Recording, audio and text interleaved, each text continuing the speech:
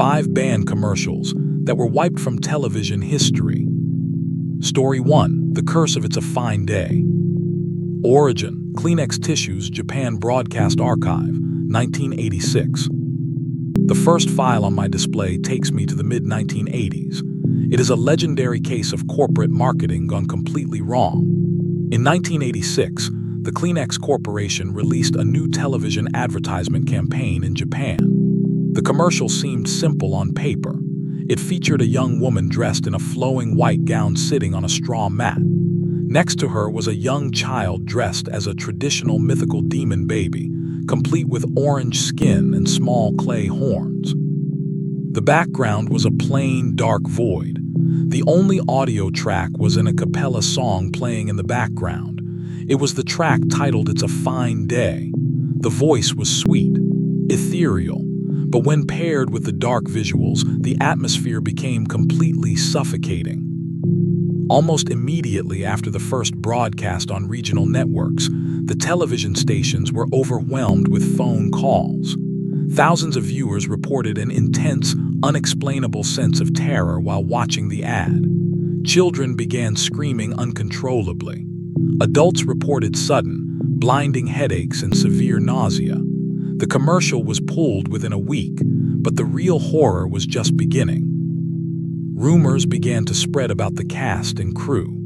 The young actress in the white dress, Keiko Matsuzaka, was rumored to have suffered a sudden mental collapse, leading to a permanent institutionalization. The young child who played the demon baby reportedly died under bizarre, sudden medical circumstances shortly after the wrap party. The audio engineering team claimed that when they played the master tape back in the editing suite, the sweet vocal track would slowly morph into a guttural, low-frequency roar that blew out their expensive monitor speakers. The network destroyed the original 3/4-inch master tape in an industrial shredder, but a few low-quality home recordings on early VHS formats survived in private collections. I finished typing the summary. I let my hands drop onto the desk. The silence in my apartment is broken by a sudden sound. Click. It is a loud, plastic snap. It is coming from my living room down the hall.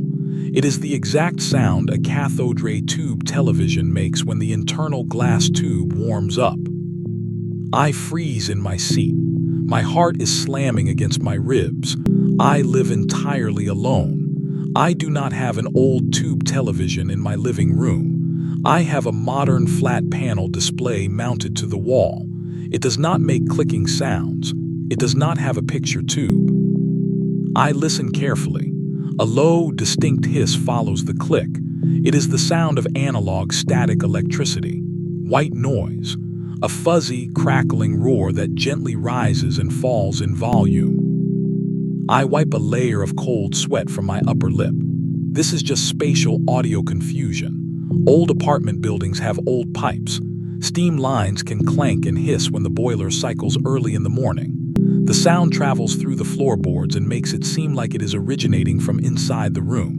It is a common architectural illusion. My mind is simply taking the auditory input and mapping it onto the history I am researching. It is standard cognitive bias.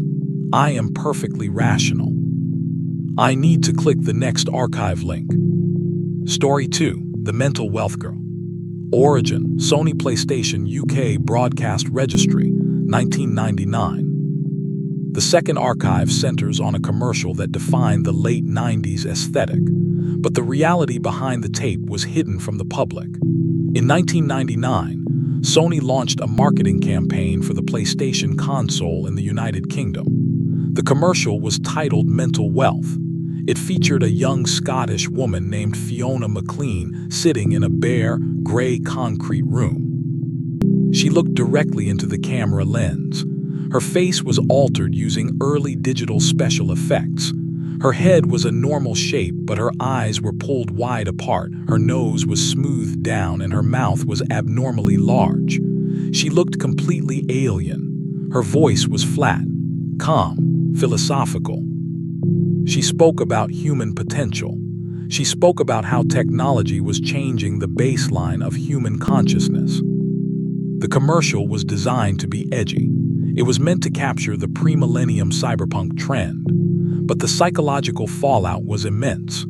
Viewers reported that staring into her digitally altered eyes caused a sudden, acute form of spatial disorientation. People felt like their own faces were slipping out of alignment. The network began receiving letters from psychologists stating that the specific mathematical spacing of her facial features triggered a primitive, limbic panic response in the human brain, a deep rejection of the human form.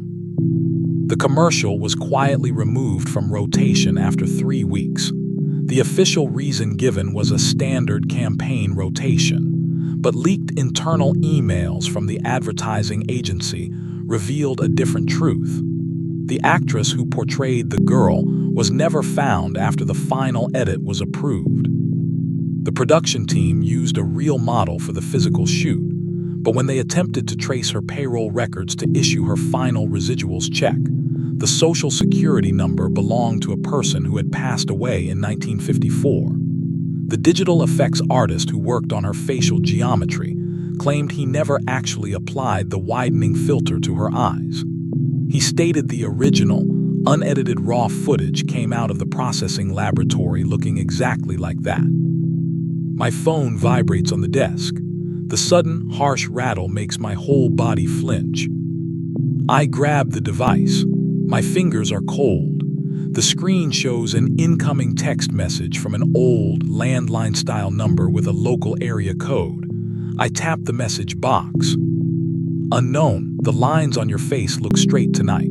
Are you sure they are yours? I feel a sharp, cold prickle run across the surface of my scalp. My breath comes in short, ragged gasps. I type back quickly, my thumbs hitting the glass hard. Me, stop texting me. This is illegal harassment. I am logging your number. The reply is instant. It pops onto the screen before my phone can even complete the sending chime. Unknown, check the alignment of the jaw. You are drifting out of the frame. I drop the phone onto my lap. My heart feels like it is beating in my throat. I look at my reflection in the dark glass of the window pane right next to my desk. The blue light from my monitor illuminates the left side of my face. I stare at my eyes. They look normal, symmetrical. But as I continue to watch the reflection, the space between my eyebrows seems to expand. It looks wide, a fraction of an inch too wide. My nose looks flat, smooth, like plastic. I blink my eyes hard. I shake my head back and forth. I reach up with both hands and firmly press my palms against my cheekbones. The bone is solid. The tissue is real. My face is normal. It is the glass. Old window glass has a natural wave to it. It causes minor optical distortions when you look at it from a sharp angle in a dark room. It is basic physics. My brain is just hypervigilant because of the isolation. I am completely fine. I am in my room. I am going to open the third file. I need to keep moving forward. Story 3. The Child in the Water. Origin: Public Information Branch Archival Logs, 1973. I click the link for the third case file. This one takes me to the dark era of British public information films from the 1970s. These were government-funded television spots designed to warn the public about household dangers, swimming safety, and electrical hazards. They were famous for being incredibly dark and uncompromising. But one specific broadcast was pulled after a single night due to a severe spike in local emergency calls. In the summer of 1973, a public information spot was broadcast during a late-night football match. The commercial was meant to warn children about the dangers of playing near deep farm ponds and drainage sumps. The visual was entirely a single, long telephoto shot of a dark, muddy pond surrounded by dead reeds.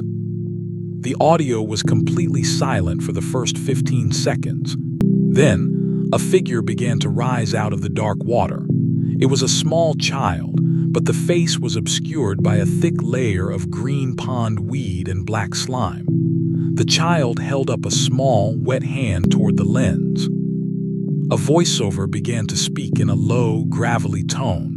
It did not warn people about safety. It did not give a helpline number.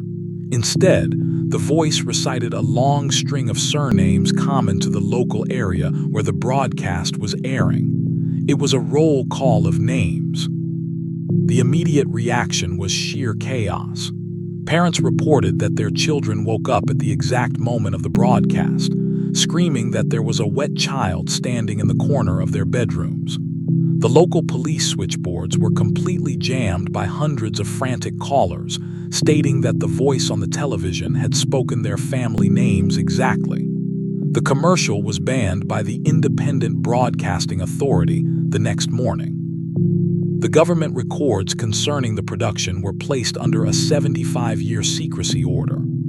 The production company that filmed the spot went bankrupt within a month because the camera crew refused to return to the studio, claiming that the sound of wet, dripping water was coming out of their empty equipment lockers every night. I sit back in my chair. My hands are shaking so much I can barely hold them still on my knees. A smell begins to fill the room. It is a faint smell at first, but it grows with terrifying speed. It is thick, damp. It smells like stagnant pond water, decomposing river weeds, rotten silt. It gets into the back of my mouth. It tastes metallic, bitter, like rust and old mud. I look down at my desk. The dark wood looks damp. A thin, glistening sheen of moisture is forming on the surface of the veneer right next to my keyboard. I touch it with my index finger. The fluid is cold. It is thick. It leaves a dark, muddy streak across my skin. I pull my hand back and press it against my shirt. I am losing my grip on things. This is a somatic hallucination. Extreme stress and a lack of sleep can cause your brain to misinterpret sensory input or create phantom smells and tastes. My apartment is dry. The roof is not leaking. There are no ponds here. I am just letting the text take over my reality. I am constructing a nightmare out of old corporate ghost stories. I need to breathe. I need to complete the fourth entry. The data is my only way out of this loop. Story 4. The Laughing Mechanical Doll. Origin, Rimco Industries Broadcast Logs, 1970. I focus my eyes back on the glowing screen. My fingers are cold and stiff as I strike the keys. The fourth archive involves a toy commercial from the United States in 1970. The company was Rimco Industries, a famous toy manufacturer. They produced a doll called Baby Laugh-A-Lot.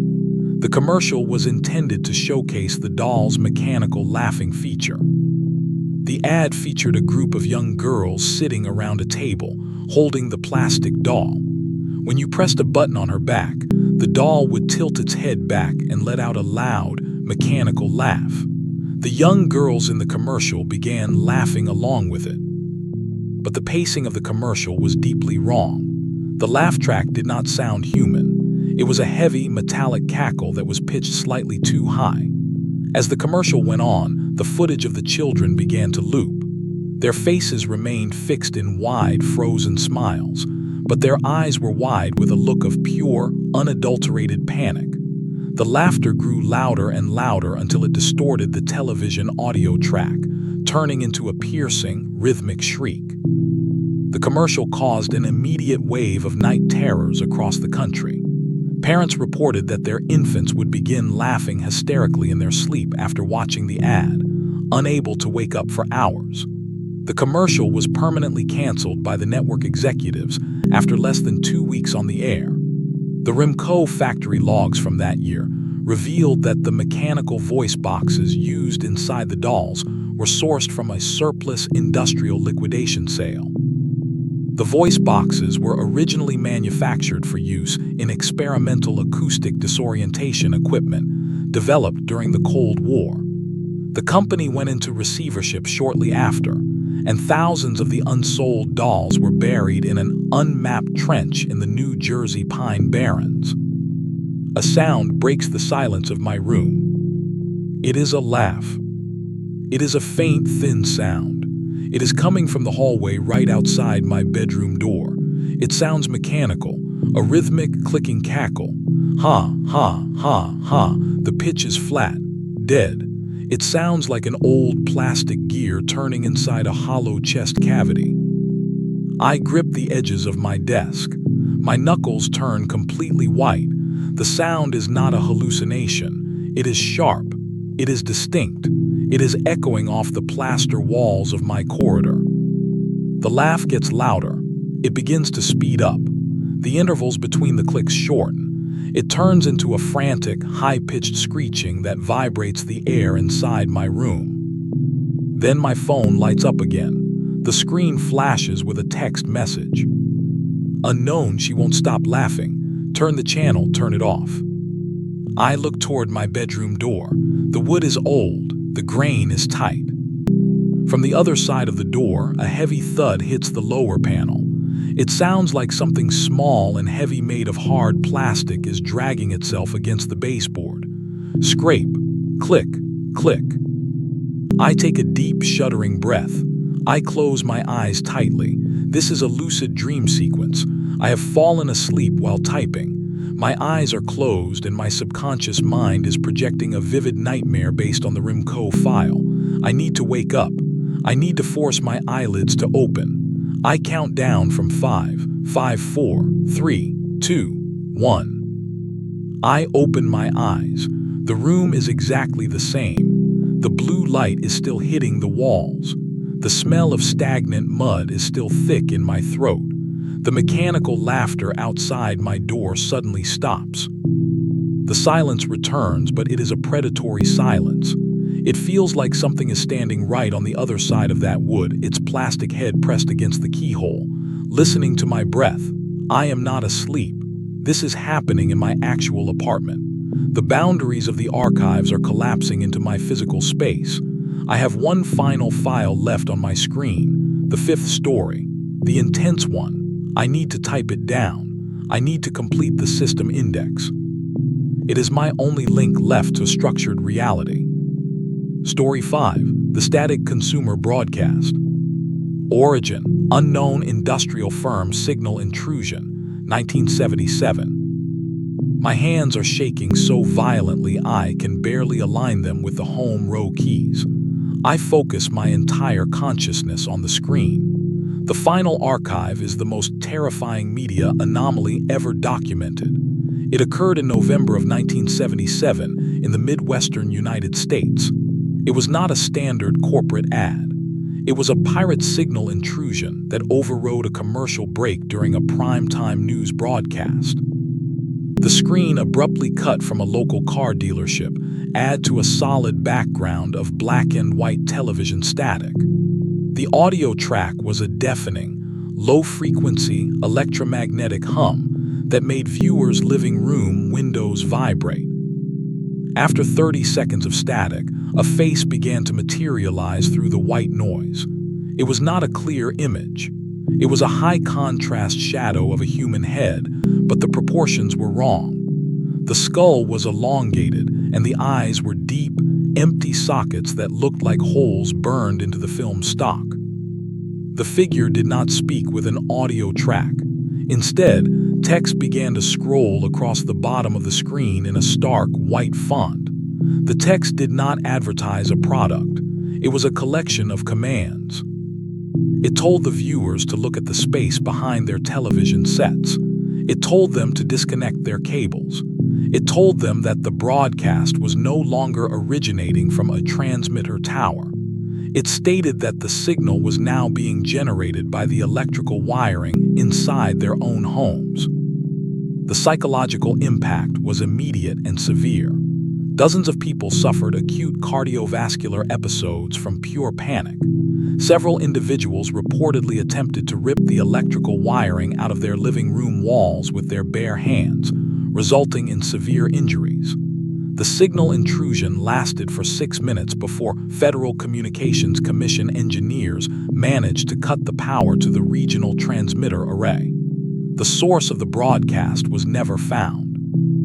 A subsequent government investigation concluded that the pirate signal was utilizing an impossible level of wattage that should have melted the regional power grid.